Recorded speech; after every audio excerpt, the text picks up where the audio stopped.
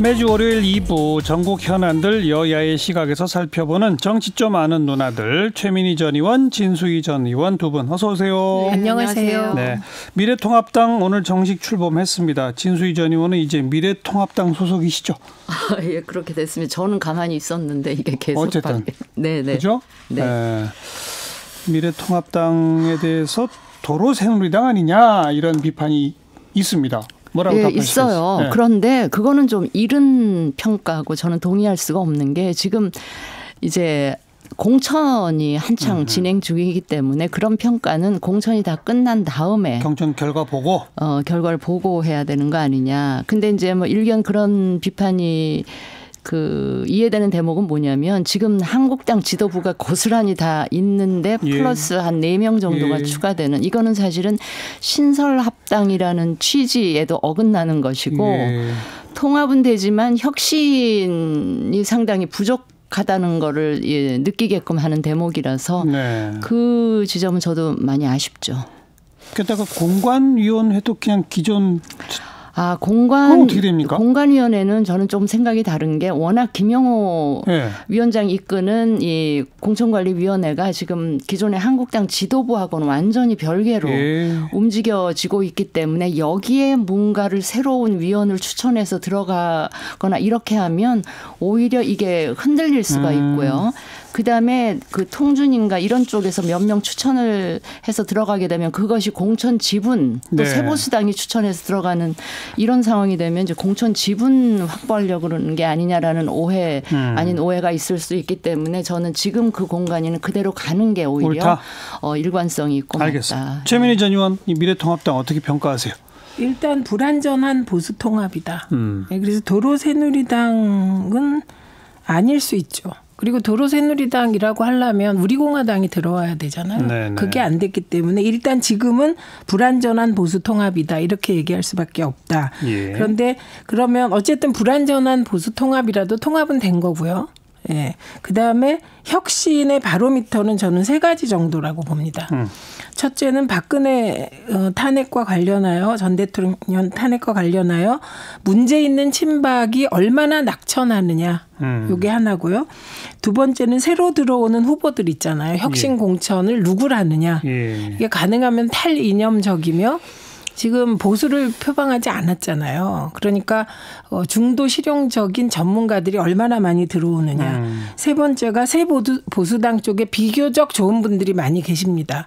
이분들이 얼마나 공천 받아서 당선되냐. 요 3가지가 바로미터일 것 같고 그다음에 제가 제일 아쉬운 건 황교안 대표가 그냥 내려놓으시고 오히려 유승민 전 대표를 대표나 비상대책위원장으로 세웠다면 훨씬 느낌이 달라졌을 거다 이런 생각. 그다음에 장기표 선생의 시민단체가 빠져버렸잖아요. 오늘 행사에는 또 나타나셨더라고요. 장기표 대표가. 그래서 빠지고 나타났다는 건 그건 이제 조금 다른 차원의 미련이 아닐까 싶어서 어쨌든 앞으로 공천을 보면 이게 불완전한 보수통합이 그냥 불완전한 상태로 끝날지 그나마 유승민 전 대표가 스스로 불출마를 선언하면서 간절하게 호소했던 개혁 보수의 가치를 조금이라도 구현할 수 있을지 지켜보도록 하겠습니다. 첫 번째 아마 바로미터는 곧 공식 출범하게 될 선거대책위원회의 어떤 진용을 어떻게 짜느냐. 이것도 하나 관전 포인트가 아닐까 싶어요. 그거 우리 둘이 뜨악한 이유는 선거대책위원회는 별거예요. 네. 결국은 공천 결과를 봐야 한다. 공천이 중요하고요. 알겠습니다. 자, 이제 이렇게 해서 어쨌든 보수 쪽 미래통합당이 만들어지면서 더불어민주당과 양강 구도를 만들고 나머지도 대체로 모양이 뭐 바른미래당, 대한신당, 민주평화당은 하나로 합치는 모양새고 안철수 의원 쪽은 혼자 또 가는 것 같고 정의당은 원래 상수로 있었고 이렇게 대략 5자 구도로 가는 겁니까? 어떻게 전망하세요? 지금은 뭐 그런 셈이죠. 그런데 이 미래통합당의 입장에서 보면 민주당을 빼놓은 다른 세 당하고는 그렇게 많이 겹치는 부분이 없을 것 같아요. 정의당하고는 워낙 지지 기반 자체가 좀 다르고 안철수 신당. 안철수 신당 말고 우선 호남 신당이잖아요. 예. 새 정당이 합친. 거기도 호남 신당도 사실은 호남에서의 지역구 위주지 그러다 보니까 이제 미래통합당이랑 그렇게 겹쳐질 경쟁하는 게 없을 것 같고. 거기는 민주당하고 경쟁하겠죠. 그렇죠. 예. 그러고 이제 안철수 국민의당이죠. 국민의당 시즌2 당하고는 그 부분은 워낙에 이제 양강 구도로 이게 그 4년 전하고는 상황이 달라서 그러기 때문에 과연 지금의 국민의당이 뭔가 공간을 파고들 여지가 있을까 조금 의문이지만 이제 수도권에서는 혹시 무당파 혹은 중도층을 상대로 약간의 경쟁이 있을 수도 있을까? 근데 4년 전만큼은 아닐 거다. 뭐 그 정도 판단하고 있습니다. 혹시 마지막 독자 세력화의 힘이 좀 안 붙으면 결국은 미래통합당하고 또 같이 합치는 거 아닐까요? 그 가능성이 뭐 합당까지는 아니더라도 연대는 가능성은 있는 게 뭐냐면 지금 국민의당 타이틀 걸고 지역구에서 뛸 분들은 그걸 굉장히 원할 거예요. 안 그러고 그러니까 선거연대라도 그 후보들의 압박을 안철수 당 대표가 얼마나 견뎌낼 수 있는가 하는 거가 이제 관전 포인트가 되겠죠. 최민희 전임은 어떻게 보세요? 안철수의 국민의당은 두 가지 가능성이 다 있다고 생각합니다. 호남 신당과 손잡을 가능성 여전히 남아 있고 미래통합당과는 손을 잡는 방식이 좀 다를 것이다. 선거연대나 이런 방식. 선거연대를 생각해 볼 수 있는 정도고 오히려 저는 호남신당과 국민의당이 2차 통합을 할 가능성은 충분히 존재한다고 생각합니다. 여러 가지를 고려해 봤을 때. 그다음에 지금 안철수 대표가 그 미래통합당과 같이 하기 힘든 이유는 저는 안철수 대표가 아무 지분 없이 미래통합당으로 가서 대권 후보가 될 가능성은 거의 제로에 가깝다라고 생각하기 때문에 안철수 대표가 국회의원 하러 들어오는 게 아니라는 걸 분명히 했잖아요. 본인은 불출마 이미 선언했잖아요. 그렇죠. 그러니까 대권이 목표이기 때문에 오히려 현실적 가능성은 지금 손학규 대표를 제외하고 호남 신당이 결성되면 그쪽과는 충분히 저는 통합 가능성까지도 있다고 봅니다. 그쪽도 이름이 있어요. 민주통합당입니다. 그쪽에 이제 대선 후보가 마땅치 않기 때문에 그런 점에서 뭐 이해관계가 맞을 수는 뭐 있겠지만. 그나저나 손학규 대표는 왜 의중이 뭡니까? 근데 손학규 대표의 최근 상황은 제가 지금까지는 이해를 못했는데 이 상황은 이해가 돼요. 왜냐하면 본인이 그 변혁 있잖아요. 유승민계 의원들이 주축이 된 변혁 쪽의 제안을 거절했잖아요. 그다음에 안철수 전 대표가 와서 했던 제안도 거절했잖아요. 근데 지금 그 호남 그 신당이나 민주통합당 그쪽은 그 손 대표가 이제까지 두 번에 걸쳐서 거절했던 이 제안보다도 훨씬 자기가 애초에 생각했던 구상하고는 멀어져 있는 지역 정당이 되기 때문에 지금까지 거절했던 것보다 더 나쁜 제안이 들어왔는데 그걸 덥석 받을 수는 없는 것 같아요. 그래서 지금 저 손 대표의 입장은 저는 이해가 될 것 같아요. 물론 이제 결과는 본인만 남고 그러니까 당이 돈은 있는데 현역 의원은 하나도 없는 이런 최악의 상황으로 갈지언정 저 호남 신당을 동의하기는 손 대표로서는 아니 호남 신당적 한계가 있으니 그 외에 뭐 청년 대안 세력들과의 통합까지 2차 통합까지를 해내고 그리고 본인은 대표에서 물러나겠다. 그게 2월 말이다. 뭐 2월까지 합의가 됐다는데 또 갑자기 말을 바꾼 거거든요. 2월 말까지 들어올 무슨 미래 청년 세력이 없다. 없는 거 아니에요? 그 미래 청년 세력 몇 단체가 어젠가요 며칠 전에 미래통합당에 이제 합류하겠다고. 물론 그 밖에도 뭐 여러 또 다른 단체들이 있을지는 모르겠습니다. 갈래가 여러 있더라고요. 뭐 그렇겠죠. 어떻게 보세요? 최민희 전 의원 손학규 대표의 행보에 대해서는. 우선 손학규 대표가 지난해 9월에 바른미래당 지지율이 몇 프로가 안 되면 추석 때까지 몇 프로 안 되면 사퇴하겠다고 했죠. 그런데 불발됐습니다. 그러니까 이번에 또 2월 말에 뭐가 되면 사퇴하겠다도 사실은 그 비추어 볼 때 가능성이 없고 그 전에 한번 안철수 대표 돌아오면 사퇴. 그러니까 결국은 당대표를 사퇴하지 않겠다라는 의사표현이 여러 형태로 나왔다고 생각이 듭니다. 근데 한 가지 손학규 대표 말 중에 의미가 있는 것은 그럼 지금 만들어지려고 하는 민주통합당은 무슨 비전으로 하는 거냐. 단지 호남을 기반으로 국회의원 배지를 한 번 더 달 가능성이 있다는 거 외에 이 당을 만들었을 때 사실 가치지향이 없는 거라 일부에선 호남 자민련이라는 말이 나오고 있는 지경이기 때문에 가치지향이 뭐냐. 그건 아무것도 아니다라는 그 지적은 맞는 것 같습니다. 물론 이제 그 안에도 여러 세력들이 모여 있어요. 그러니까 민주평화당의 정동영 대표 같은 경우는 민주당보다 더 개혁적인 뭐 그런 목소리를 내는 분들이 있고 또 뭐 대한신당이나 이런 쪽은 오히려 좀 더 중도적인 이런 목소리를 내는 분들이 제가 보기에는 여러분들이 또 보수적인 분들이 여러 분 계세요. 그러니까요.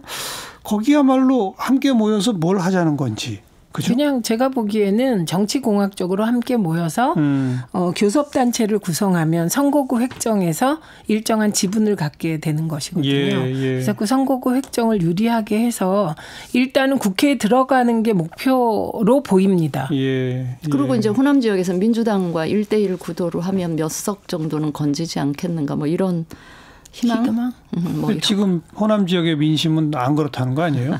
호남 지역의 민심은 만약에 민주통합당이 명확하고 진보적인 그런 가치지향을 내걸면 혹시 경쟁이 되겠죠. 네, 경쟁이 될지 모르는데 호남이 어떻게 보면 우리 유권자 중에 가장 정치의식이 높은 지역 중에 하나잖아요. 그렇기 때문에 지금 상태의 이합집산으로는 호남 어렵다. 유권자의 마음을 얻기가 어렵죠. 예를 들면 햇볕 정책이라도 야무지게 해나가겠다든지 그러면 뭐가 필요하죠. 지금 이제 두 분의 분석을 쭉 보면 안철수 국민의당 시즌2도 별로 잘 될 것 같지 않고 그죠? 또 민주통합당 호남 쪽에 그 당도 뭐 별로 잘 될 것 같지 않고 정의당은 뭐 어느 정도 될까요? 늘 하던 대로 하고 결국 이번 총선은 양강구도네요. 양강구도인데 지금으로서는 미래통합당이 일당이 될 가능성이 높죠. 미래한국당으로 인하여. 그러니까 위성정당 때문에. 이건 굉장히 민주당으로서는 일당을 뺏길 위기의식을 가져야 될 상황으로 봅니다. 동의하세요? 그런데요. 위기의식을 가져야 될 것 같다 그러는데 최근에 뭐 1년에 몇 가지 시끄러운 사안들을 보면 별로 위기의식이 없는 것 같아요. 알겠습니다. 자, 공천은 이제 우선 양쪽 당에서 착착 진행이 되는데 정가윤, 유기준 이런 분들이 또 이 불출마 선언한 거. 일단 미래통합당 출범하는 날 이런 소식은 반가운 소식인가요? 그렇죠? 그렇죠. 이게 지금 근데 유기준, 정가윤 두 분 다 또 PK 지역인데 이제 PK 지역은 이미 불출마하신 분들이 많이 나왔는데 이렇게 됐고요. 이 두 분 다 사실은 친박 성격이 굉장히 강한 분들. 그다음에 이제 어젠가요 서울 지역에 이제 김성태 전 원내대표하고 박인숙 의원 두 분은 사실은 개파로 보면 비박 의원들이었지만. 하여튼 불출마 선언이 이루어져서 지금 아마 TK 지역의 의원들은 상당한 심리적인 압박. TK 쪽은 지금 정종섭 의원 한 명밖에 없기 때문에 상당한. 초선이에요, 초선. 왜냐하면 워낙 초선들이 많아요 거기에. 맞아요. 진박 공천한다 그러면 새롭게 내려보낸 분들이 많기 때문에 그래서 지금 TK는 다선 의원은 사실은 몇 분 안 계시고. 지금 그런 상황인데 아마 여론조사 결과는 다 나왔다고 하고요. 그 여론조사 결과에 의하면 이거는 소문입니다만 상당한 교체 요구가 높죠. 그래서 이제 항상 그래요. 항상 이런 분위기를 보면서 약간 이제 내가 컷오프 당하기 전에 그냥 명예롭게라도 불출마해야 되겠다. 이런 의원들이 조금씩 늘어나고 있는 거 아닌가 싶어요. 민주당 입장에서는 저런 식의 불출마가 이어지고 하는 움직임들은 참 경계해야 할 대목이죠. 경계는 해봤자 소용이 없고요. 긴장해야 될 대목이고요. 그다음에 유기준, 정가윤 이 두 분은 사실 별로 저는 충격파가 있으리라고 생각이 안 돼요. 연세도 있고 오래 하셔서. 근데 박인숙 의원 같은 경우는 사실 이분이 다시 나와도 될 가능성이 높은 분이세요. 그 지역에서. 그런데 불출마 선언을 했고 김성태 원내대표야 뭐 지금 재판을 계속 받고 있으니까 뭐 그럴 수 있는데 이제 이분들이 미래한국당으로 가냐 안 가냐를 봐야죠. 네. 만약에 불출마 선언을 했는데 그걸 높이 평가했는데 미래한국당으로 가면 아무래도 또 그 부분은 감점 요인이죠. 불출마 선언은 이게 이제 득점 요인. 또 미래한국당으로 가버리면 감점 요인 뭐 이렇게 될 것 같습니다. 그냥 가기만 하면 괜찮은데 가서 혹시 비례대표 후보로 그렇게는 안 할 것 같은데요. 그렇게 하면 그렇게까지 그럼 이제 민주당은 또 덜 긴장하지 않겠습니까? 그렇죠. 근데 그건 안 하실 것 같은데요. 자, 민주당 쪽은 지금 이제 금태섭 의원, 조응천 의원 단수공천 불발된 걸 두고 또 그 지역 내에서 그 진영 내에서 시끌시끌합니다. 당에 쓴소리한 사람들 뭐 일부러 좀 이렇게 떨어뜨리려고 하는 거 아니냐 뭐 이런 얘기들 나오는데 어떻게 보세요? 그 논란에 대해서. 이거는 정확히 점수에 따라 기계적으로 나온 결과예요. 예를 들면 현역인데 단수공천이 가능하려면 다른 후보와 점수 격차가 예를 들면 그 여론조사 결과는 뭐 20% 뭐 이게 있는데 그 기준에 미달했기 때문입니다. 네, 그리고 무슨 정치적 판단이 있는 게 아니고 그거 할 수가 없어요. 숫자로 그냥 계산된 숫자로 거다. 쭉 매겨서 나온 거라. 근데 이건 이런 것 같아요. 조응천 의원이나 금태섭 의원이 당원 평가에서 높은 점수 받기 힘들겠죠. 그렇죠. 네, 그 점수가 그대로 반영된 건데 거꾸로 만약에 지도부가 이런 정치적 판단으로 그 점수를 올려준다든지 이렇게 하면 저는 더 큰 일이 아니었을까 생각합니다. 그러니까 정무적 판단의 여지는 거의 없습니다. 그런데 숫자상으로 그렇다는 거는 설명이 됩니다만 이제 금태섭 의원 쪽의 대항마로 조국 백서 책 만든 김남국 변호사가 도전장을 내민다. 그 본인이 그럼 물론 이제 본인의 도전인데 그게 일종의 무슨 친문 계열의 뭐 조직적 반격 아니냐 뭐 이런 식의 또 호사가들 말이 나오잖아요. 그런 말 나와도 어쩔 수 없죠. 본인이 하겠다는 걸 말려도 그거는 젊은 혈기로 하겠다는 걸 또 어쩔 수도 없는. 저는 그런 거는 좀 반대하는 입장입니다. 늘. 근데 지금 40도 안 된 젊은 변호사가 검찰개혁 말렸는데 하겠다고 한 거래요? 아니 저는 개인적으로 물어봤다면 반대했을 것 같습니다. 근데 바로 이게 이런 식의 시스템 공천이 갖고 있는 일종의 함정으로 보여지는데 바로 50% 당원 50% 일반 주민이잖아요.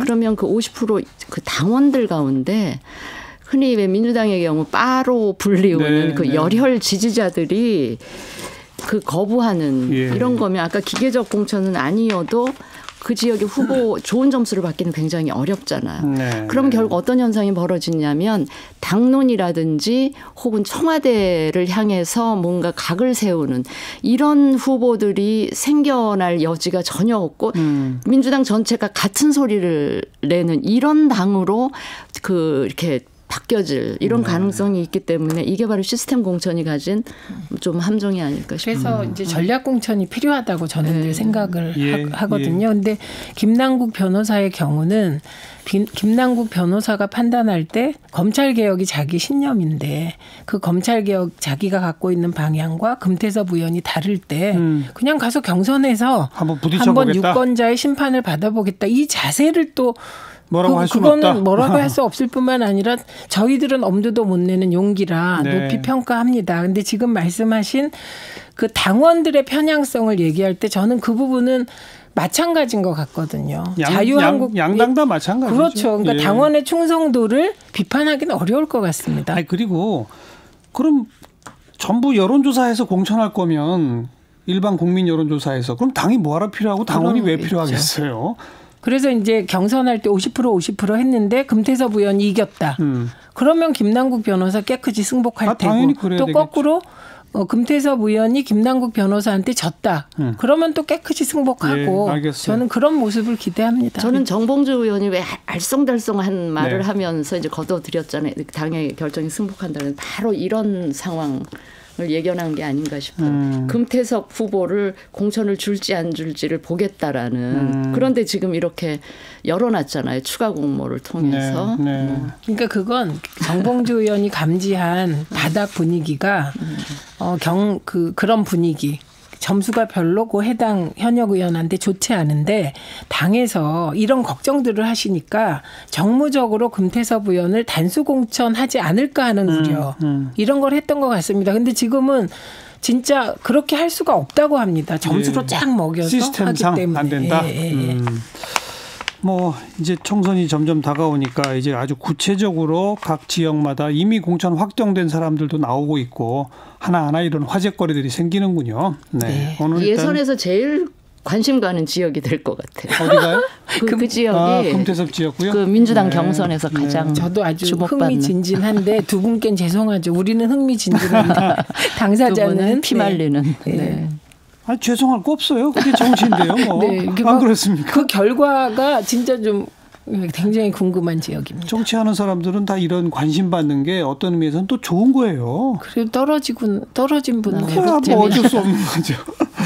최민희 전 의원, 진수희 전 의원 두 분 수고하셨어요. 네, 감사합니다. 고맙습니다.